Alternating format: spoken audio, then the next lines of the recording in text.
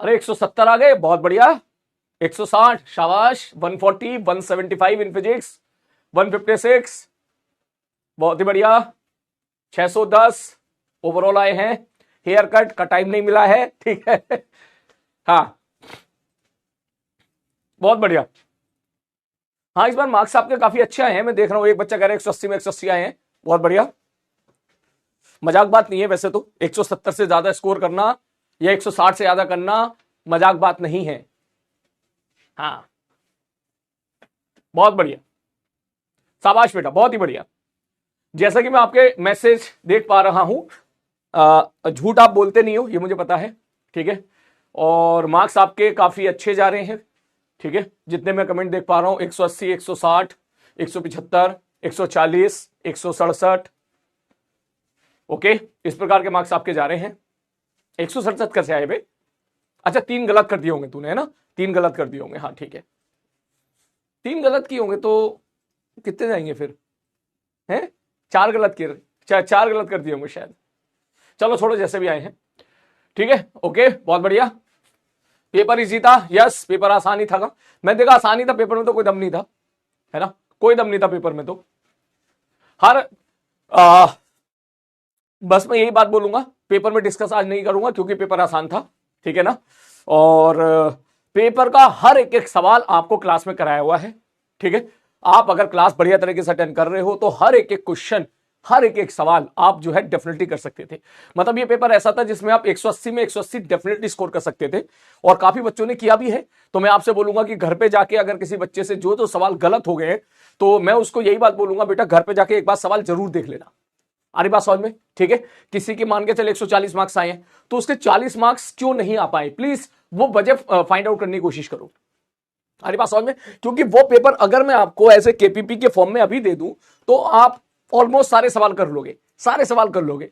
तो फिर क्यों एग्जाम में 2-3 सवाल गलत हुए हैं, 3-4 सवाल गलत हुए हैं, 4-5-6 सवाल गलत हुए हैं जिन जिन बच्चों के, तो उसकी वजह फाइंड आउट करने की कोशिश कीजिएगा, क्या उसके पीछे की वजह है।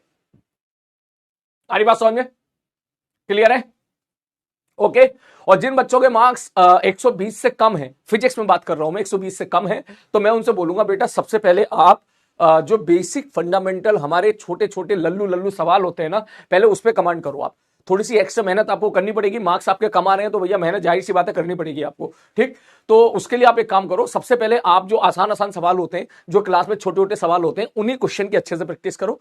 जेई मेंस के जो सारे क्वेश्चन होते हैं एक्सेप्ट टफ क्वेश्चन, उनकी अच्छे से प्रैक्टिस करो, और नीट के सारे जितने क्वेश्चन हो उनकी सबकी प्रैक्टिस करो, ठीक है। ये मैं बात बोल रहा हूं उन बच्चों से जो जिनके मार्क्स जो है 120 से कम है या 100 से कम है, ठीक है। क्योंकि आपको जिन बच्चों के मार्क्स 120 से कम है या जिन बच्चों के मार्क्स 100 से कम है, उनको अभी एक अच्छे लेवल के सवाल करने से ज्यादा जरूरी है आसान लेवल के सवाल, सिंपल फॉर्मूला ओरिएंटेड सवाल।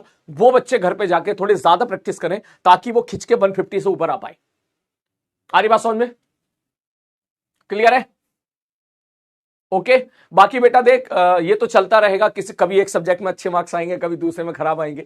ये तो हर बच्चे के साथ होता है। हो सकता है आपके इस बार फिजिक्स में अच्छे मार्क्स आ गए, अगली बार हो सकता है फिजिक्स में थोड़े से किसी पर्टिकुलर बच्चे के कम आ जाएं। हो सकता है किसी के अभी बायोलॉजी में कम आ गए हो, अगली बार बायोलॉजी में अच्छे आ जाएं। हो सकता है किसी के केमिस्ट्री में इस बार अच्छे आ गए हो, अगली बार 2-4। ये चलता रहेगा, आपके मार्क्स ऐसे कॉन्स्टेंट नहीं रहने वाले, अभी मैं समझा कॉन्स्टेंट रहेंगे। वो फ्लक्चुएशन तो चलता रहेगा, 3-4 सवालों का फ्लक्चुएशन हमेशा हर सब्जेक्ट में गुंजाइश रहती है उसकी, ठीक है।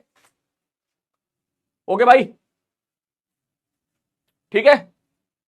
हाँ, और एक बच्चे का रिवीजन प्रॉब्लम, बेटा कल का पेपर ऐसा था नहीं जो रिवीजन पे बेस्ड था, अगर मैं सही बात बोलूं तो कल का पेपर ऐसा था ही नहीं जो तुम्हारा ऐसा हो जिसके लिए आपको बहुत ज्यादा रिवीजन करने की जरूरत थी, ऐसा कुछ था नहीं। क्योंकि एक ही चैप्टर था आपका, ठीक है, ज्यादा चैप्टर भी नहीं था, वही ताजा ताजा अभी पढ़ा है, वो सारे क्वेश्चन उसके जो है, कोई रट्टाफिकेशन का कोई भी क्वेश्चन था ही नहीं उसमें। ऐसा कोई भी क्वेश्चन नहीं था जो आप बोलो सर ये तो रटने वाला सवाल था और हमने रिवीजन नहीं किया, हम रट नहीं पाए इसलिए नहीं कर पाए।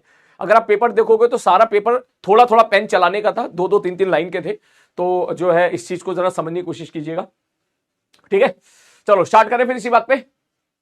अब इससे ज्यादा डिस्कशन हम कर नहीं पाएंगे, ठीक है, क्योंकि सिलेबस को आगे बढ़ाना है, ठीक है ना भाई? ओके।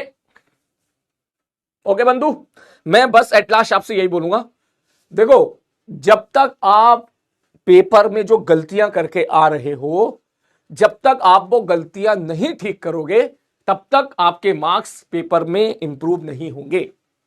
ठीक है, मैं मानता हूं कि ये चीज अभी आपने बहुत सारी गलती करी है। अगर मैं कल ही एक आपका टेस्ट ले लूं और इसी से मिलता जुलता पेपर दे दूं तो आपके मार्क्स बेटर आएंगे, ये मैं जानता हूं।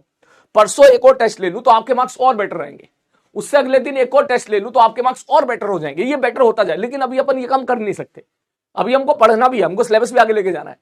लेकिन इसलिए मैं आपसे कह रहा हूं, जब हमारा सिलेबस कंप्लीट हो जाएगा, सिलेबस कंप्लीट होने के बाद जब हम लोग हर दिन, हर अल्टरनेट दिन या हर दिन हम लोग वहां पर टेस्ट की प्रैक्टिस करेंगे, मॉक टेस्ट की प्रैक्टिस करेंगे, तब तेरे मार्क्स एकदम ग्रेजुअली तुझे बढ़ते हुए दिखाई देगा।